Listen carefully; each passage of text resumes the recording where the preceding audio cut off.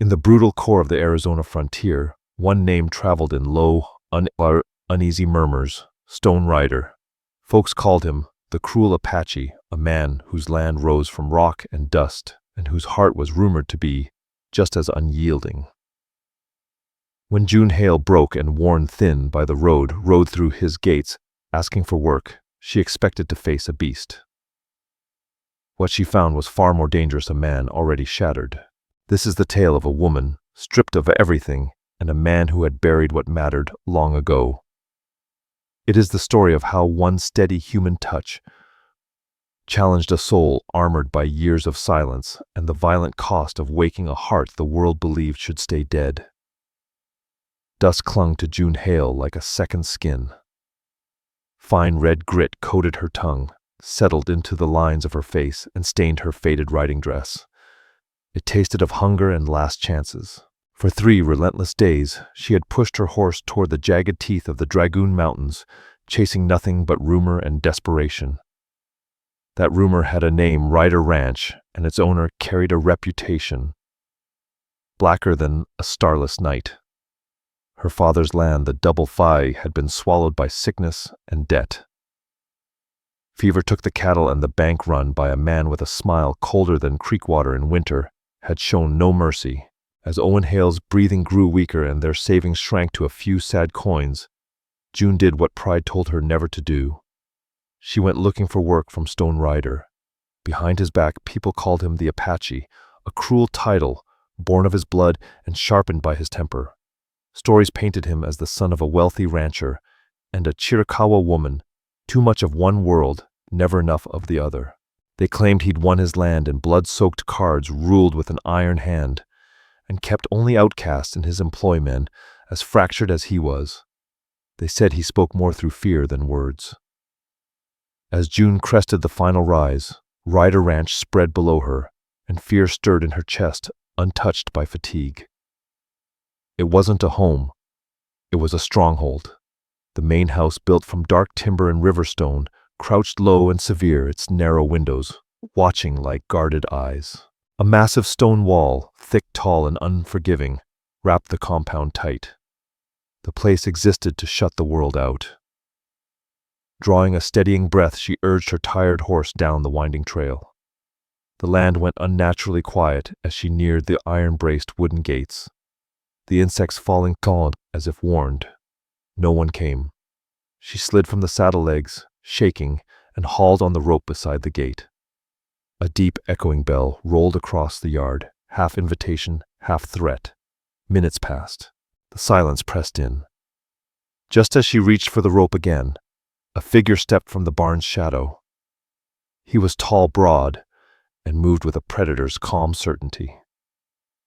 Black hair, dark as crow feathers, was tied back with leather. His face was carved from hard lines and sun-browned skin, but it was his eyes that stopped her breath, pale gray, cold as a winter sky, fixed on her without a flicker. Dark trousers, plain gray shirt, gun belt riding low. There was no mistaking him. Stone Rider. He halted several paces from the gate, unreadable, his silence sharpened like a blade. "What do you want?" His voice scraped low, rough as stone on stone, a voice unused to courtesy. June swallowed, forcing her spine straight.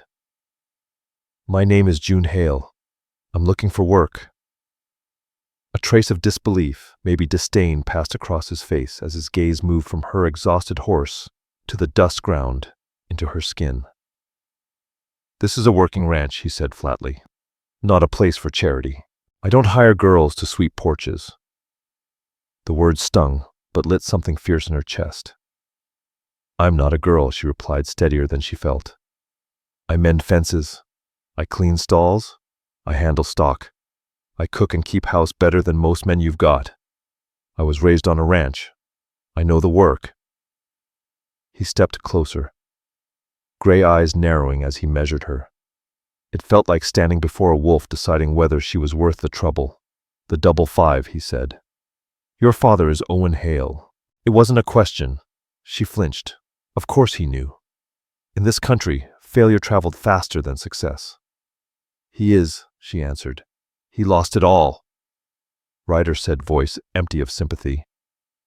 And you think you'll find saving here? I'm not looking to be saved. June shot back, lifting her chin. I'm looking to earn. I'll take any work you've got. I'll work harder than anyone here. That's all. For a long moment, he only stared. The quiet thickened. June's heart hammered against her ribs beneath his cold scrutiny. She'd been warned he was merciless. She saw it now in the rigid set of his jaw, the emptiness in his stare. Yet beneath that hardness, she glimpsed something else. She hadn't expected a deep, aching isolation. A man, locked tight against the world, braced for impact. Just when she was sure he would send her away, an older woman hurried out from the main house. She had a kind, weathered face, silver-threaded black hair twisted into a tidy bun, and an apron dusted with flour. She dried her hands as she approached, dark eyes quickly assessing the scene at the gate. Stone. Who is this? She asked. Her voice was warm and musical, nothing like the rough edge in his. Stone Rider never looked away from June. Trouble. The woman clicked her tongue softly. She looks like she's crossed half the territory. At least let her in for a drink of water. She stepped closer and offered June a steady, reassuring smile. I'm Ruth Calder. I keep the house. Stone's jaw tightened, but he gave a brief nod, so small it was almost invisible. He slid the heavy bar free and opened the gate just wide enough for June and Bess to slip through. The hinges shrieked like something protesting its fate. As June led the mare inside, she could feel Stone Rider's stare pressing into her back, sharp, suspicious, unyielding. The yard was spotless but bare. No flowers, no color, nothing beyond what was necessary to keep a ranch running. It wasn't a place meant for living, only surviving.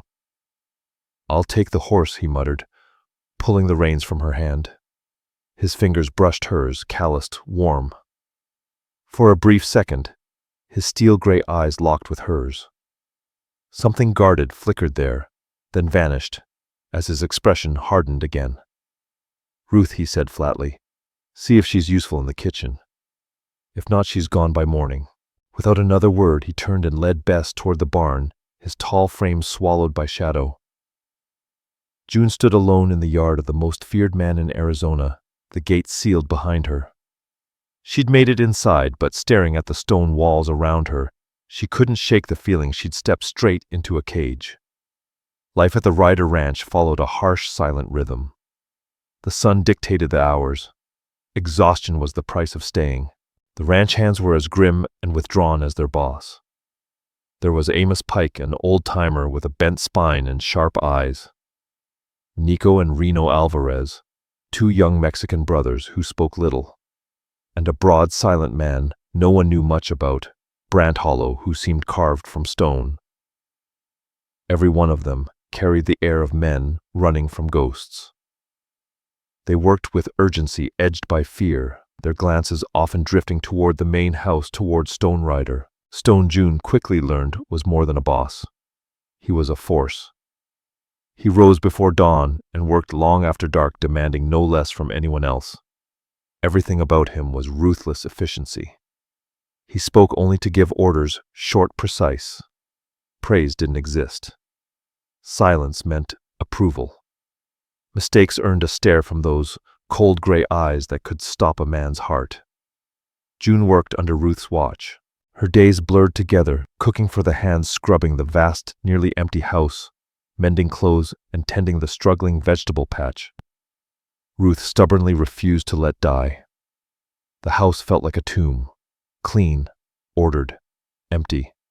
No pictures, no rugs, no books. It was the home of a man who didn't live, only endured.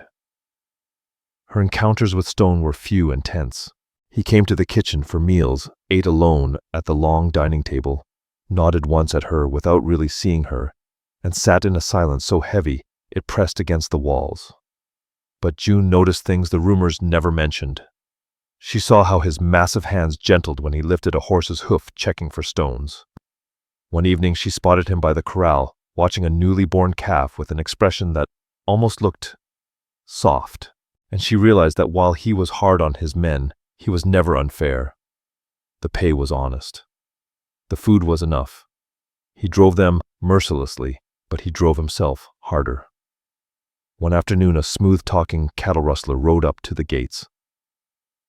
Brant Hollow, well-dressed, smiling easily, eyes sharp and calculating. His family owned the vast Seabar Ranch to the east and had spent years trying to push Stone out, using his bloodline against him in the town of Redemption. Stone Rider. Brant called his voice slick with false friendliness. Heard that creek of yours is giving you trouble. I might be willing to buy that north pasture. Save you the headache. Stone stepped out of the barn, wiping grease from his hands. His movements were slow, controlled, dangerously calm. The creek's fine, he said. The pasture's not for sale. You know me, Brant replied, his smile tightening. Still playing the lone wolf rider. A man can't stand alone forever, Brant Hollow said smoothly. Folks in Redemption are talking. They figure this land would be better off in civilized hands. The insult cut deep, aimed straight at Stone Rider's Apache blood. Watching from the kitchen window, June Hale saw Stone's shoulders tighten. His hand drifted almost unconsciously toward the revolver at his hip. The air turned sharp electric with restrained violence. Get off my land, Stone said, his voice low and deadly. Brant Hollow smirked. Or what? You'll send your pack of misfits after me. Those days are over. The law protects decent people now. Stone's gray eyes hardened to ice. I am the law on this ranch, he said. You've got 10 seconds to respect it before I enforce it myself. There was no bluff in his tone. Hollow, for all his swagger, heard the truth beneath it. With one last venomous glare, he wheeled his horse and rode off, hard dust boiling behind him, like smoke from a gunshot. That evening, Ruth Calder spoke quietly to June as they washed supper dishes side by side. That hollow man, Ruth, said, her voice low. His family's been a thorn in Stone's side since his father died. June hesitated, then asked softly, what happened to his father? Ruth sighed, her hands stilling in the water. Caleb Ryder was a hard man, but a fair one. He loved a Chiricahua woman named Taya, Stone's mother. They never accepted her. Ruth continued. When Caleb was found shot in the back on his own land, folks found it easier to blame savages than face the truth. They blamed Stone, June whispered. Ruth nodded. He was half Apache. That was enough. The sheriff back then, friends with the Hollows, called it an investigation, but it was nothing of the sort. No killer was found. The stain stayed. He was barely 16, Ruth went on. Fought for every acre his father left him. The Hollows tried to steal it. The town turned away. She gestured around the house. So he built walls, stone ones, and harder ones inside himself. Decided if the world wanted a monster, he'd survive by becoming one. The story settled heavy in June's chest. The cruelty she'd seen wasn't natural. It was armor hammered together from loss and betrayal. She thought of the long silences at the table, the empty rooms, the way Stone kept distance from everyone, including himself. He wasn't cruel by nature. He was wounded. The next evening, June did something reckless. When she set Stone's dinner before him, she didn't retreat to the kitchen. Instead, she placed a small glass jar on the table. Inside it stood a single dessert, marigold stubborn and bright, plucked from beside the well. Stone stared at it, then at her. What's this? The house needs something breathing, June said, heart pounding, something alive. He studied the yellow bloom for a long moment. She braced herself, certain he'd sweep it away, but he didn't. He gave a stiff nod and began to eat in silence. Yet something had shifted. The quiet remained, but it no longer felt empty. It felt like space waiting to be filled. The lone flower burned softly against the long bare table, a spark of warmth in Stone Rider's cold stone world. For the first time, June felt not fear, but hope. Autumn slid into early winter. Snow dusted the mountain ridges, and sharp wind slipped through the bunkhouse seams. The ranch's rhythm never slowed, but something subtle began to change between June and Stone. He kept his distance, spoke little, yet his eyes found her more often across the yard. When the marigold wilted, she replaced it.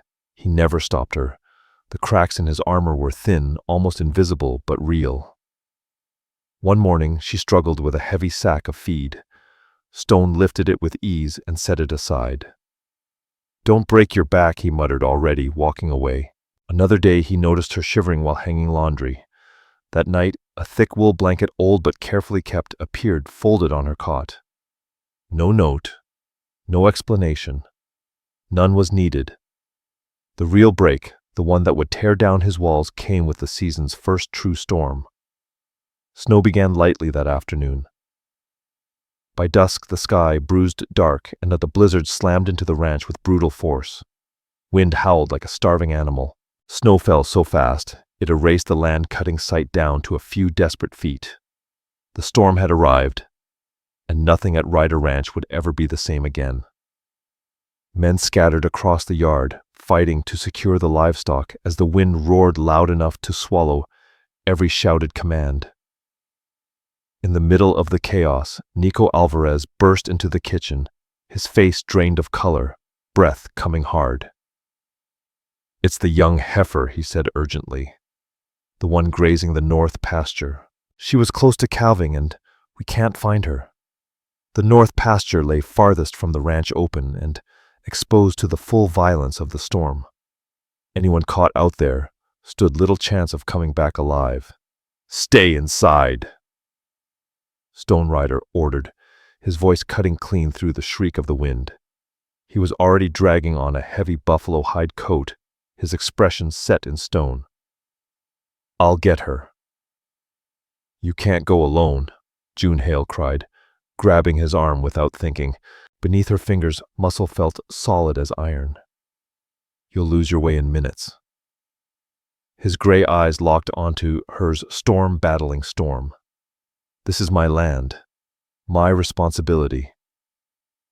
But as he turned, June caught a flicker of doubt, brief, human, in his gaze. He was strong, but he wasn't unbreakable. Before anyone could stop her, June snatched up her worn coat and a lantern. "Then I'm going too." She met his glare head on. "I know that pasture. 2 sets of eyes are better than 1. "Don't be a fool," Stone snapped, fear sharpening his anger. "The real fool is the man who walks into a blizzard alone," she shot back, chin lifted. They were burning time. For one breathless moment, he studied her as the wind tore loose strands of her hair across her face. He saw not recklessness, but a fierce, immovable resolve he hadn't seen in anyone for years. With a frustrated growl, he thrust a thick scarf into her hands. "Stay close. If I lose you, I won't come back." They both knew it was a lie. Beyond the stone walls, the world had vanished into white chaos. Wind clawed at them, ripping breath from their lungs, driving needles of ice into every scrap of exposed skin. The lantern's weak glow flickered uselessly, swallowed whole by swirling snow. They fought for every step, Stone breaking trail, his broad frame barely visible against the blinding storm. They found her tucked into a narrow rock hollow, the heifer trembling, a tiny newborn calf curled beside her, barely moving. "She won't rise," Stone shouted over the gale. "We have to move them now. The calf won't last an hour." He hauled the mother upright while June wrapped the newborn in her own scarf, pulling it close beneath her coat to shield it from the cold. The return was agony. Snow piled higher with every step, and June, smaller, less hardened to such punishment, began to falter. Her feet went numb. Her strength bled away. She stumbled, collapsing to her knees. Stone was there instantly. "Give me the calf," he ordered, concern cutting through his voice. He took the warm bundle from her arms and without warning swept June up against his chest. "I can walk," she protested weakly. "No, you can't," he said, rough and unyielding, cradling her as if she weighed nothing. The calf secured under his other arm, he pushed forward through the storm toward the barn. June pressed against the solid wall of his chest. She felt the steady, powerful rhythm of his heart through layers of soaked cloth. She breathed in leather pine and frozen night air clinging to him. Wrapped in the arms of the man, everyone feared she had never felt safer. They reached the barn at last. Warmth, hay, and shelter hit them like salvation. The hands rushed in, guiding the heifer and calf into a dry stall. Stone set June down carefully, but her legs gave out. He caught her firm hand, steadying her, and led her to a mound of hay. "Ruth Calder, get her hot broth," he ordered, his voice tight with something he didn't bother to hide. He knelt before June, pulling off her frozen boots with surprising care. His hands worked life back into her feet, slow, firm, deliberate. Through her haze of exhaustion, June watched him. Dark hair had fallen loose across his brow. The hard mask he always wore was gone, melted away by fear and urgency. "Thank you," she whispered, her voice barely there. Stone looked up.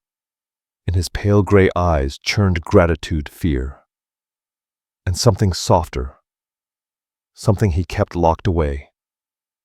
"You shouldn't have come," he said quietly. "And you shouldn't have gone alone," she answered, holding his gaze. Silence settled between them, broken only by the storm outside and the low sounds of cattle breathing. He didn't release her foot. His thumb traced a slow, absent circle over her ankle.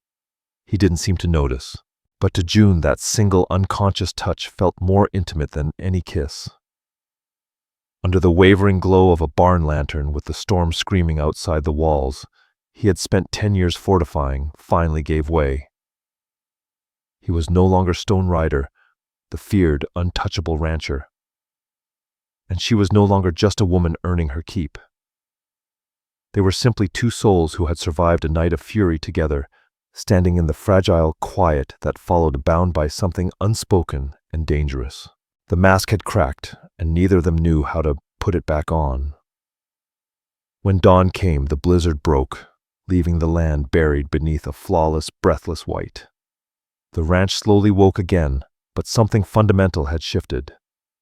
What happened during the storm lingered between June Hale and Stone Rider, a new and delicate closeness neither dared name. The hands noticed it in the way Stone's gaze tracked her across the yard, and in how she no longer stiffened when his voice cut the air. The silence between them was no longer empty. It was heavy with questions.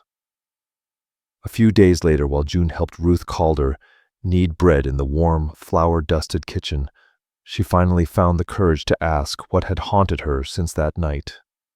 "Ruth, why does he stay?" June asked quietly. "Stone has money. He could sell this land and go anywhere, someplace where no one would judge him for his name or his blood." Ruth sighed, dusting flour from her hands. She glanced through the window toward the corral where Stone was breaking a wild Mustang's strength and patience, locked in a wordless struggle. "Because this land is all he has left of them," she said softly, "of his father, and most of all of his mother." She motioned for June to sit. "Taya. His mother wasn't like other women. She was Chiricahua, yes, but she was also a healer. She knew the old plants, the old ways. She saw beauty in harsh places." Ruth's voice grew distant. "Caleb Rider respected strength above all things, and he saw more strength in her quiet spirit than in 10 gunmen. He loved her fiercely." Her eyes drifted around the room.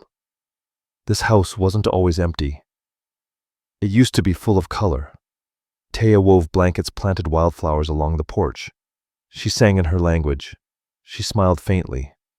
Stone, back then, he was quiet, but he had her smile and his father's will. He lived between two worlds, but his parents built a place for him right here. June struggled to reconcile that picture with the Cold Stone Ranch she now knew. The trouble started when Caleb bought more land. Ruth continued, lowering her voice. Luther Hollow wanted it badly. He saw the marriage to Taya as weakness and insult. They spread lies, called her names, whispered about witchcraft. Redemption followed their lead, and his father, June asked gently. Ruth's face hardened. An ambush, shot from a distance. They blamed renegade Apaches, asked a few questions, then closed the case. But everyone knew the truth. Stone was 16. He found the body. June's breath caught. On the day of the funeral, Luther Hollow came here. Ruth went on. Offered to buy the ranch for almost nothing. Said it would save the boy the burden. June gasped. Stone threw him off the land.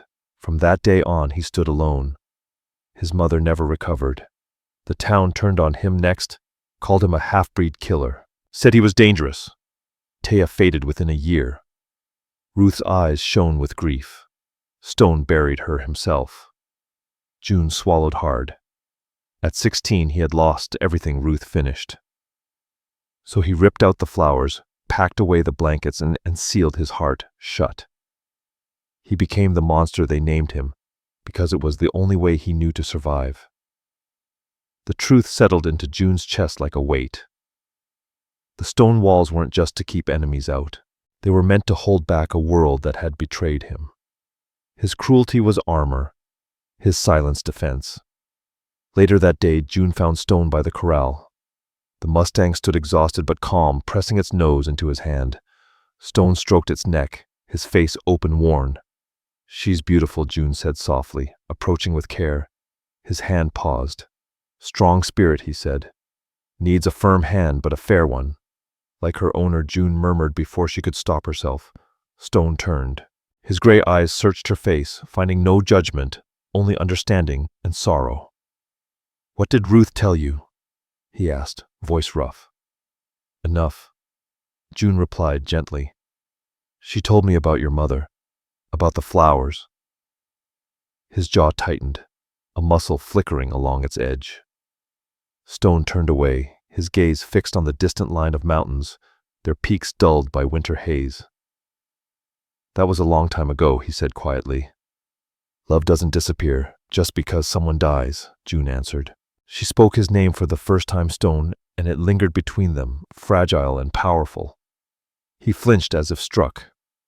One step back, then another, putting space between them. "You don't know anything." "I know what it feels like to stand on the edge of losing everything," June said.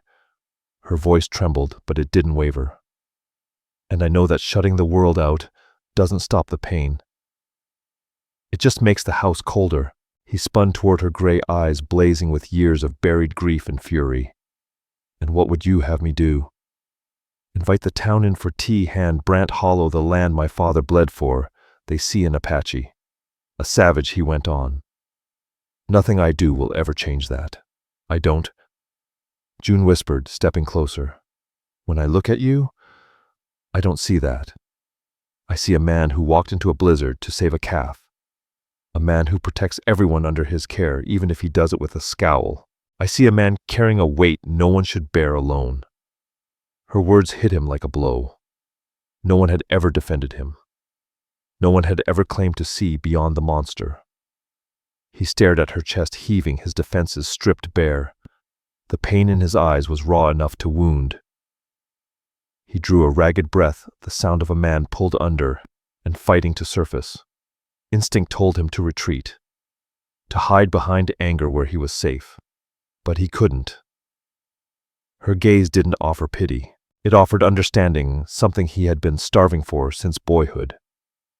Slowly, as if moving against a powerful current, Stone closed the distance. His hand rose trembling and he touched her face. His callous thumb traced her cheek with reverence, disbelief, as if she might vanish. "June," he breathed, his voice breaking. In that single word, in that fragile touch, the past was no longer sealed away. The locked door burst open, and the ghosts of his parents, the grief of his youth, and the hope he thought long dead, flooded into the light. What happened in the corral changed everything. The tension between Stone Rider and June Hale shifted into something quiet and tentative. Their love was not forged through grand promises, but through small, steady acts. A wild flower left on the kitchen windowsill each morning, fingers lingering when he took a plate from her hand, long walks along the ridge at sunset. There he showed her the graves of his parents. There he finally spoke of them. Of Taya teaching him the old names of the stars. Of Caleb Ryder, dreaming of a ranch that would endure for generations. At first the words came slowly. Then they came easier. With each memory shared, another layer of his hardened shell fell away, revealing the thoughtful, passionate, deeply wounded man beneath. June told him of Owen Hale, of her fears and hopes, of what it meant to love land that could just as easily break you. They found common ground in loyalty, family, and the unforgiving beauty of the frontier. The change in Stone did not go unnoticed. The ranch no longer hummed with fear, but with purpose. Even Stone allowed a rare, fleeting smile when Reno Alvarez finally roped a particularly stubborn steer. The stone fortress was inch by inch becoming a home, but peace on the frontier never lasted long. Brant Hollow was watching. He saw the light return to Ryder Ranch, saw that Stone no longer looked haunted, and it filled him with venom. The Ryder land and its San Pedro River water rights had been coveted by the Hollow family for generations. Stone's happiness was not healing in Brant's eyes. It was weakness. The trouble began quietly. A stretch of fence along the northern pasture was cut. A dozen cattle vanished. Stone and his men tracked them for 2 days before finding them scattered miles away, stressed and half-starved. There was no proof, but Stone knew. A week later, the creek feeding the main troughs slowed to a trickle. Stone rode upstream and found exactly what he expected: a crude dam of rocks and logs, illegally diverting water on hollow land. Armed with his father's deed and its clear water rights, Stone rode into Redemption to see the law. Marshal Grant Holloway was younger than his predecessor, with a reputation for fairness and caution. "I hear you, Ryder," Holloway said, leaning back in his chair, tin star glinting. "But all I see is a pile of rocks." "Hollow says it's erosion control," the marshal continued. "Without witnesses, it's your word against his. And you know how this town weighs Hollow's word against yours." The old prejudice stood firm, an unbreakable wall. Stone left the office with the same bitter taste he'd known his whole life. He and his men spent an entire day tearing down the dam themselves, work that left their backs aching and their anger burning hotter than ever. The storm was over, but the real battle had only begun. The final escalation came as a direct strike against June Hale herself. It happened in Redemption, the first time she had left the ranch in months. She was loading sacks of flour into the wagon behind the general store when Brant Hollow stepped into the narrow alley, flanked by 2 of his men, the Hollow men, blocking her way out. "Well now," Hollow drawled, smiling thinly. "Look what wandered in, the Apache's little favorite." He moved closer, crowding her space. "Tell me, what's it like living with a half-breed killer? Does he howl at the moon?" June's heart thundered, but she kept her chin high. "I don't know who you're talking about," she said coolly. "The man I work for is better than you'll ever be." Hollow's smile vanished. He stepped in close, his shadow swallowing her. "He's fooled you, girl. That land he squats on, it's soaked in blood. My family should have owned it years ago. Maybe it's time we fixed that." He grabbed her arm, fingers biting painfully into flesh. "You tell your master he's out of time. He can sign the deed and walk away, or he can watch everything he cares about burn. Starting with you." A sharp voice cut through the alley. "Let her go, Hollow."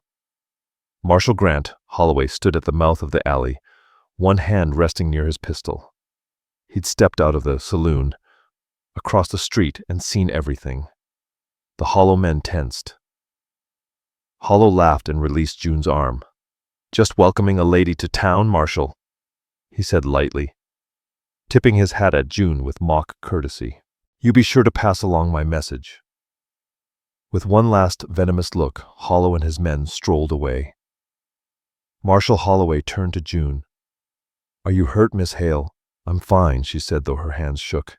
"Thank you." Holloway watched Brant disappear down the street. "He's a snake," he muttered, "but a careful one.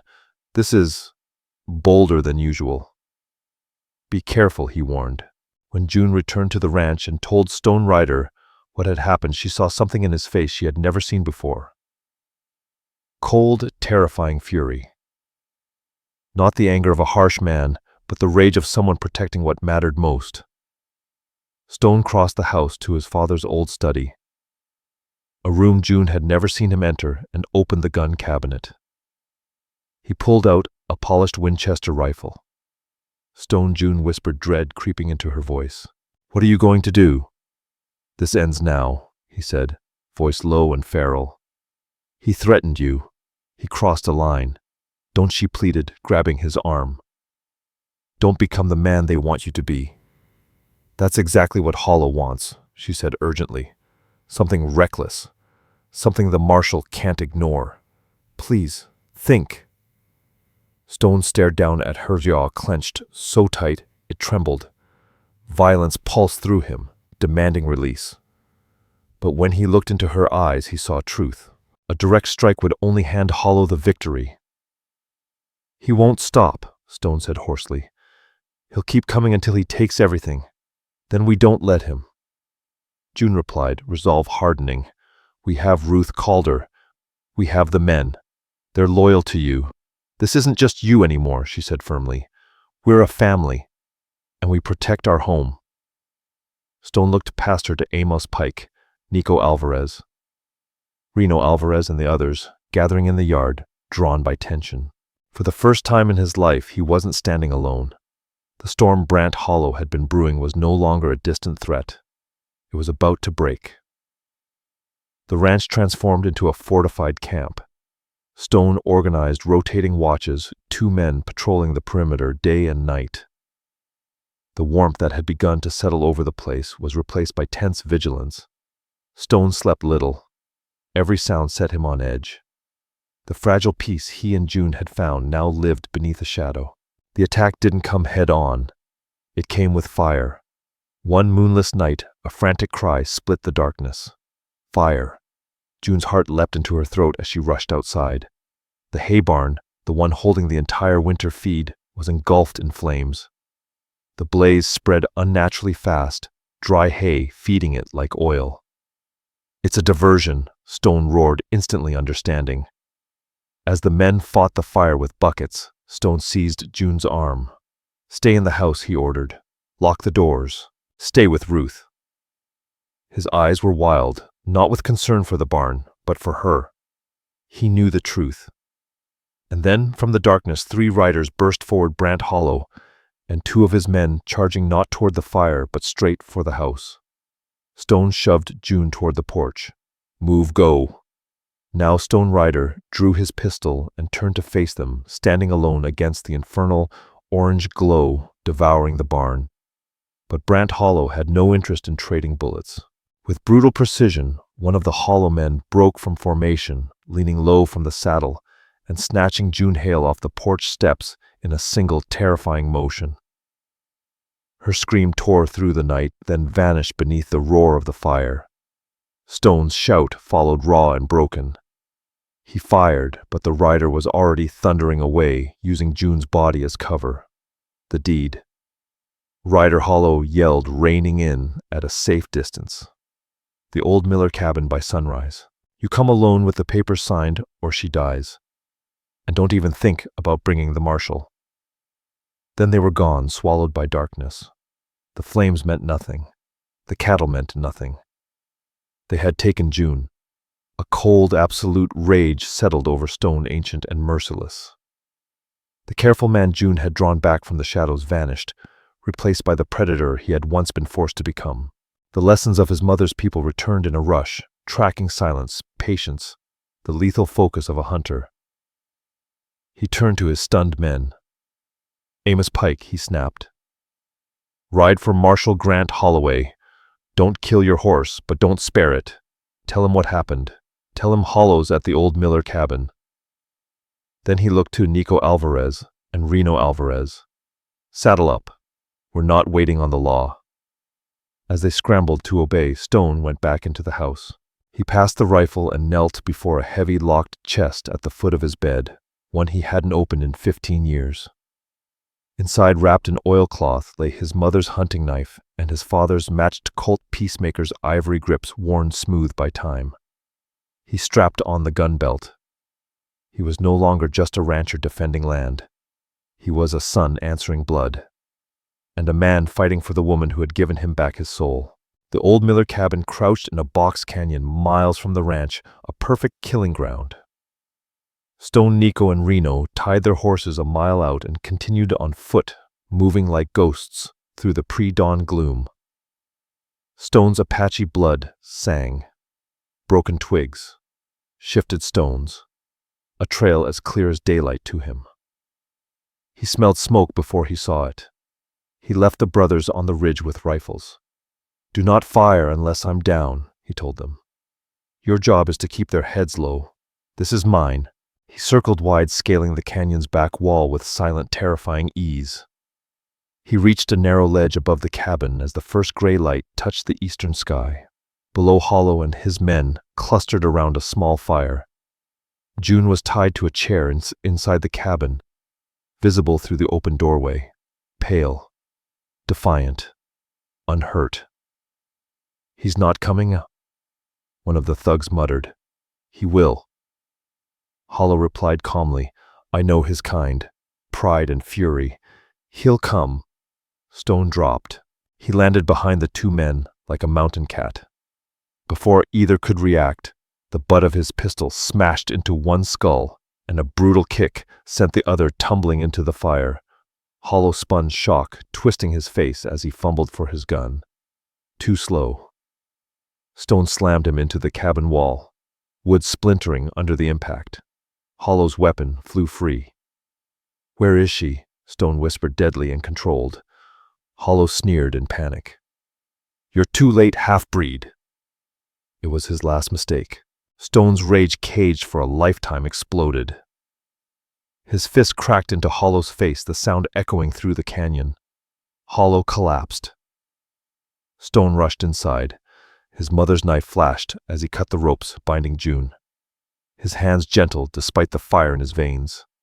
"Stone," she cried, throwing herself into him. He held her for one heartbeat. "Stay here." He stepped back outside as Hollow staggered upright, blood pouring from his nose. "This changes nothing," Hollow spat. "The town will always see you as a savage." "Let them," Stone said flatly. He raised his pistol, aiming straight at Hollow's heart. "Drop it!" Hooves thundered into the canyon. Marshal Grant Holloway, led by Amos Pike, rode in with a posse of deputies, guns drawn and leveled. "Drop it, Ryder!" Ryder, Marshal Grant Holloway shouted, though his weapon remained trained on Brant Hollow. For a long, unbearable moment, Stone Rider did not move. The hunger for final vengeance battled the future. June Hale had shown him the life that was still possible.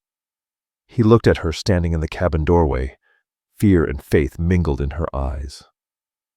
Stone drew a slow, shaking breath and deliberately lowered his pistol. "He burned my barn," Stone said evenly. "He kidnapped Miss Hale." He gestured toward one of the thugs, scorched and shaking near the dying fire. "That man will testify if you give him reason to." Marshal Holloway took in the scene, the burned thug clutching his hand, the other lying unconscious. Hollow's bloodied face, the cut ropes at June's feet. The truth needed no explanation.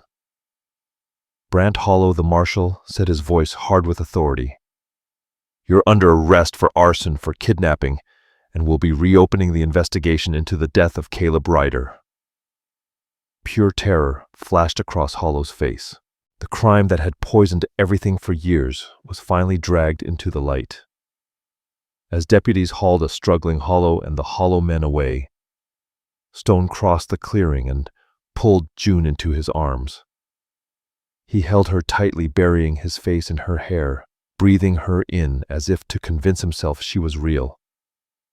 It was over. The victory hadn't come from the fatal shot he'd wanted to take, but from choosing to be the man she believed he could be. The arrest of Brant Hollow sent shockwaves through redemption. Under Marshal Grant Holloway's relentless questioning, one of Hollow's men confessed to everything. Not just the fire and the kidnapping, but years of rustling threats and intimidation. The most damning admission came when he repeated Hollow's drunken boasts about how his father had handled Caleb Ryder years earlier. It was the leverage the marshal needed to reopen the old murder case. The hollow empire built on greed and prejudice began to collapse. Back at the ranch, a deep, unfamiliar peace settled over the land. The burned shell of the barn remained a scar, not a death sentence. Led by Amos Pike, Nico Alvarez, and Reno Alvarez, the men cleared debris and planned the rebuild with a new sense of ownership and pride. They were no longer laboring for a feared man. They were protecting a home. The greatest healing, however, took place inside the stone walls of the main house. The confrontation had burned the last poison from Stone's soul.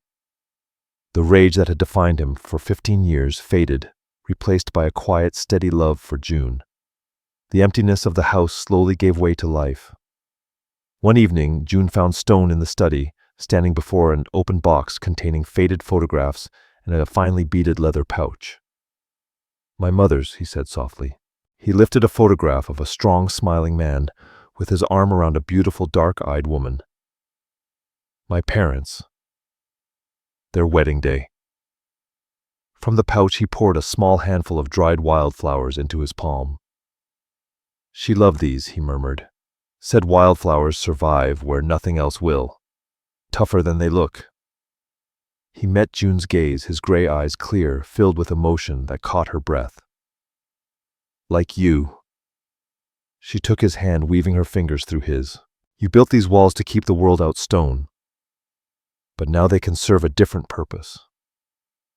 Not to shut people away," she said gently, "but to keep our family safe inside." And that is exactly what they did. Stone sent for Owen Hale, bringing him to the ranch, where clean air and Ruth Calder's care began to work, a slow miracle on his failing health. Owen found a quiet joy watching his daughter bloom into a happiness he had never seen before. Redemption changed as well. With the truth of the hollow legacy exposed, shame rippled through the town. People who once crossed the street to avoid Stone now offered cautious nods. Marshal Grant Holloway became a regular visitor, not on duty but for coffee, his presence a public seal of trust that washed away years of suspicion. One spring afternoon, a year after June 1st. Rode through the gates, she and Stone stood on the ridge beside the two simple graves of his parents. Below them, the new barn stood strong. Laughter from the ranch hands drifted up on the breeze. Stone held June close, a fresh bouquet of desert marigolds resting on Taya's grave. "I used to come here and feel nothing but anger," Stone said quietly. "This land felt like a curse, everything I lost." He turned to her, cradling her face. "You took the monster everyone saw and found me. You healed a heart I thought was dead." "It was never dead," June replied, tears bright in her eyes. "It was only hidden, waiting for someone brave enough to look." Stone lowered his head and kissed her, not with desperate fire, but with a promise deep and enduring. A promise of shared sunrises, of burdens carried together, of a future built not on ashes, but on love strong enough to endure anything. The world had once labeled him a cruel Apache, a man carved from stone and silence. But standing there, now his heart mended, his land restored. He was simply Stone Rider, and he belonged to June Hale, just as she belonged to him. What we have witnessed is not merely a frontier romance, but the long, hard journey of two broken souls who chose each other anyway. Their story reminds us that love is never about perfection. It is about truly seeing someone's scars and all and choosing them without fear. Behind the tallest walls of anger and solitude often hide the deepest pain. And sometimes healing begins with just one person brave enough to stay to listen and to believe there is more beneath the surface. This tale stands as a quiet truth.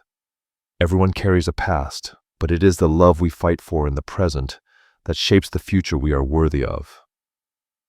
If this story of resilience, redemption, and a love strong enough to heal old wounds stirred something in you, take a moment to show your support.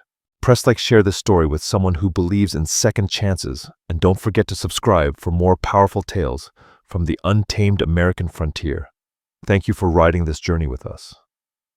All stories are created for entertainment purposes and may include fictional elements or dramatized interpretations inspired by historical settings. We use AI tools, voiceover, visuals, scripts as creative assistants.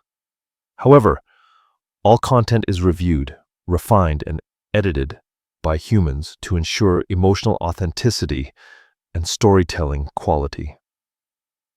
We fully comply with YouTube's policies regarding AI-generated content and do not use any deep-fake techniques or misleading recreations of real individuals. All visuals and supporting materials are properly licensed. Sharing, re-uploading, modifying, or distributing any part of this content in any form requires written permission. We appreciate your support and respect for original creative work